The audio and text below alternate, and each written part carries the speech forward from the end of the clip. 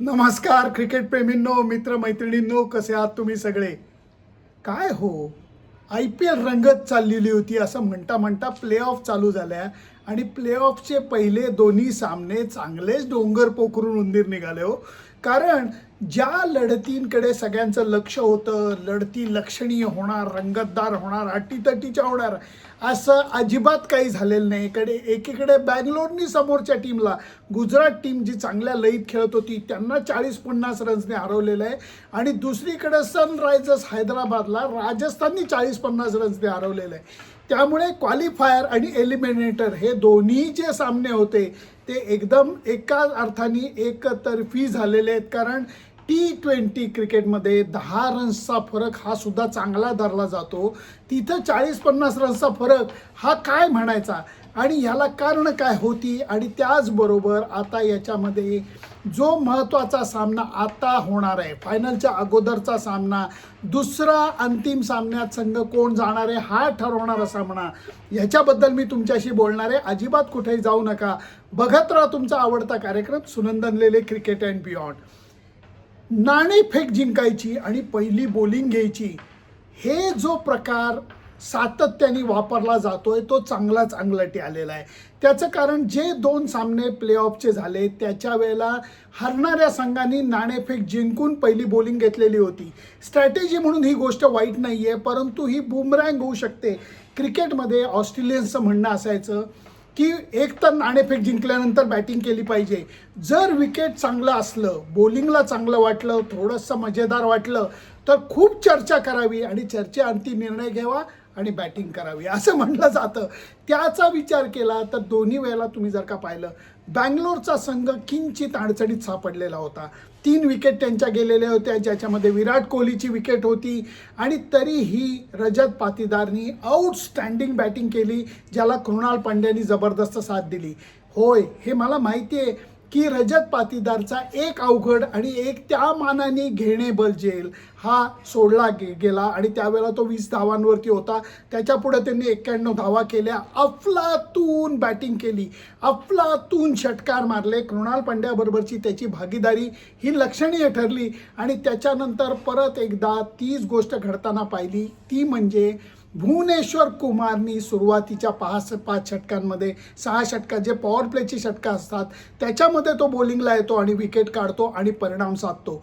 त्यामुळे गुजरात संघाला परत एक संधी मिळणार आहे, पण त्यांना जो हा धक्का लागला आहे प्लेऑफच्या पहिल्या सामन्याच्या मोठ्या पराभवाचा, त्याच्यातनं ते कसे सावरून या सामन्याला सामोरं जात आहेत, शुक्रवारच्या सामन्याला, हे बघायला मजेदार येणार आहे. त्याच्या उलट थोडंसं राजस्थान रॉयल्सचं झालं की ते नाणेफेक हरले, त्यांना बॅटिंग दिली गेली आणि त्याच्यानंतर वैभव सूर्यवंशी नावाचं वादळ चंदीगडच्या मैदानावरती घोंगावू लागलं.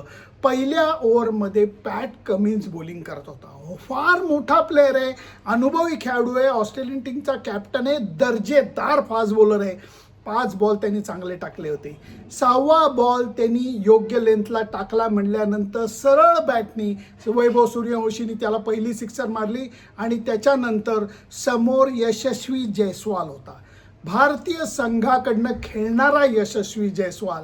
24 साली जेव्हा आपण वर्ल्ड कप जिंकला तेव्हा टीममध्ये होता तो यशस्वी जयस्वाल, ज्याचा प्रेक्षक झाला होता. कारण तो समोर बघत होता वैभव सूर्यवंशी काय करतोय, काय बॅटिंग केली या पोरानं, काय बॅटिंग केली आणि याच्यामध्ये त्याचा दरारा वाढलेला दिसला, त्याची दहशत पसरलेली दिसली.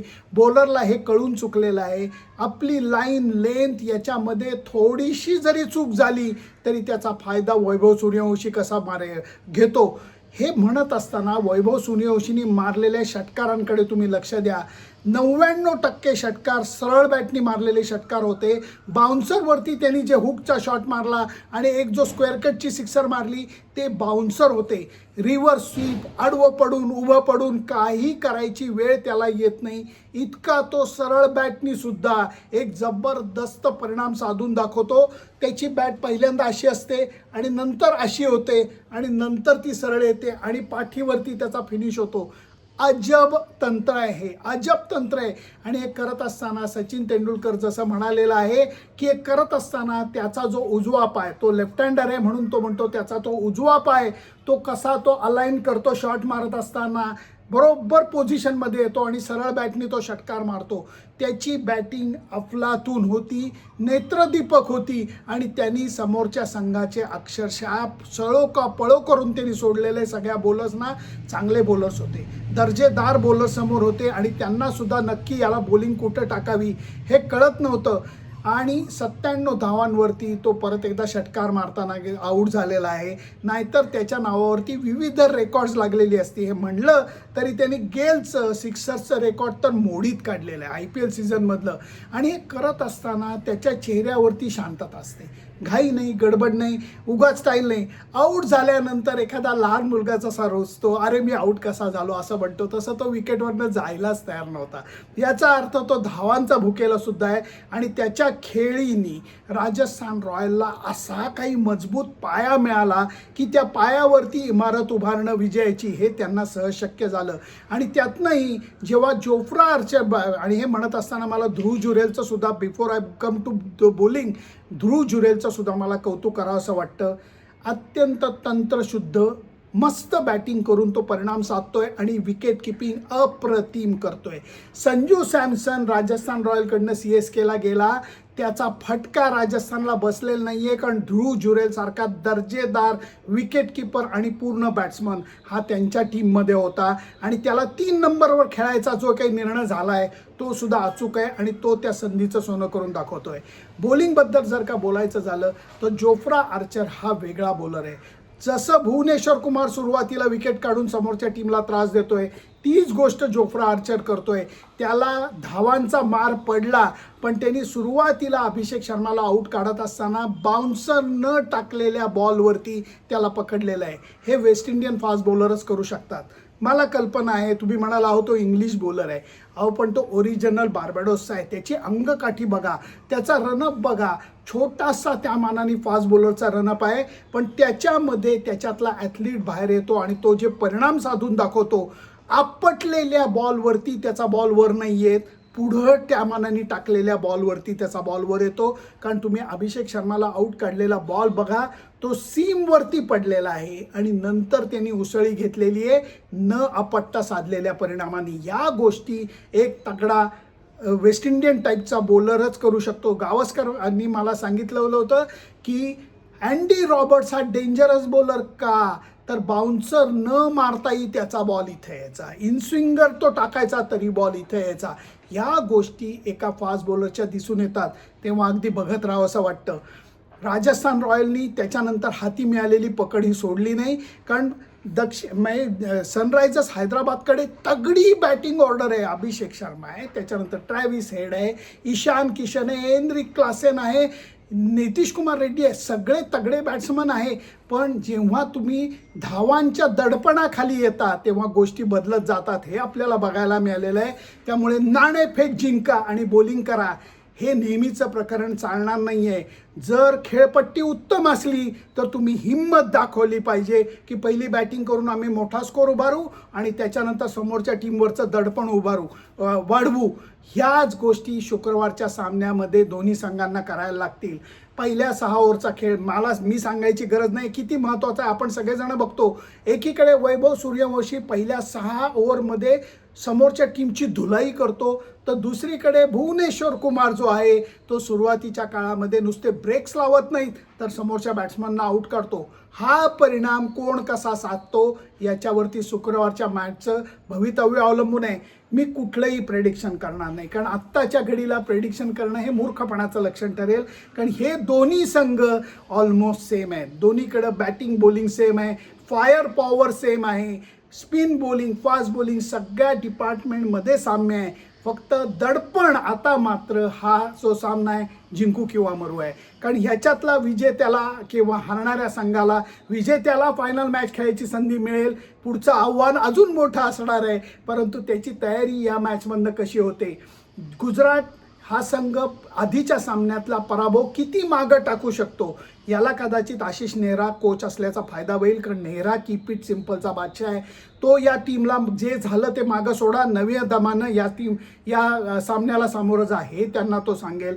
आणि राजस्थानचा संघ आत्ताच्या घडीला सुंदर लईमध्ये बरोबर, म्हणजे त्यांना हे प्ले ऑफ क्वालिफाय करायला सुद्धा मुंबईमध्ये टॉप परफॉर्मन्स करून दाखवायला लागलेला होता.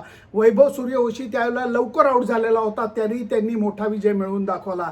या 2 सामन्यातले तगडे विजय त्यांचं मनोधैर्य वाढवणारे आहेत. त्यामुळे किंचित झुकतं पारडं हे राजस्थानचं आहे का अशी मनात शंका येते. म्हणून मी प्रेडिक्शन जास्त करणार नाही, कारण तुमचं मत काय हे सुद्धा मला जाणून घ्यायला आवडेल. परंतु वैभव सूर्यवंशीची बॅटिंग बघायला धमाल येते. सगळे जे आजी माजी खेळाडू आहेत ते अक्षरशः डोळ्याचं पारणं फेडतायत अशा पद्धतीचं वर्णन करून त्याची बॅटिंग बघतायत. भारताच्या बाहेरचे जे माजी खेळाडू आलेले ते तर म्हणतायत बापरे भारताची फायर पॉवर काय आहे. काही जण म्हणतायत वैभव सूर्यवंशीला T20 संघामध्ये तरी आता लगेच संधी मिळायला पाहिजे. किती ऑप्शन आहेत बघा. भारतीय क्रिकेटची ही T20 आणि व्हाईट बॉल क्रिकेटमधली श्रीमंती काय आहे ती बघा, कारण भरपूर पर्याय अवलंबून आहेत. परंतु एक गोष्ट आता स्पष्ट कळते, वैभव सूर्यवंशी हा तारा जोरदार चमकू लागलेला आहे. नुसता रात्रीच्या वेळी नाही तर भर सूर्यप्रकाशामध्ये सुद्धा हा तारा दिसेल एवढा तो चमकू लागला आहे. आणि त्याच्या बॅटिंगमधली फायर पॉवर सगळ्यांना वेड लावून गेलेली आहे. त्यामुळे आता शुक्रवारच्या सामन्याबद्दल तुमचं मत काय आहे हे मला नक्की कळवा. माझं मत आहे पहिल्या 6 ओव्हरचा खेळ दोन्ही बाजूनी बॅटिंग बॉलिंगच्या दृष्टीने कोण करतंय.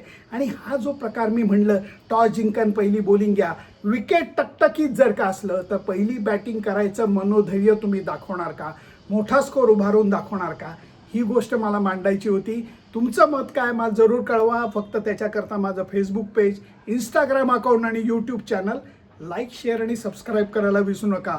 नंतर बरंच क्रिकेट मी जाऊन लाईव्ह कव्हर करणार आहे. IPLचं नाही, अफगाणिस्तानची टेस्ट मॅच कव्हर करणार आहे, अजूनही काही गोष्टी कव्हर करणार आहे, त्या तुमच्याशी शेअर करणार आहे. पण आत्ता पहिलं शुक्रवार आणि रविवारवरती आपण जरा लक्ष ठेवूया. Bye bye.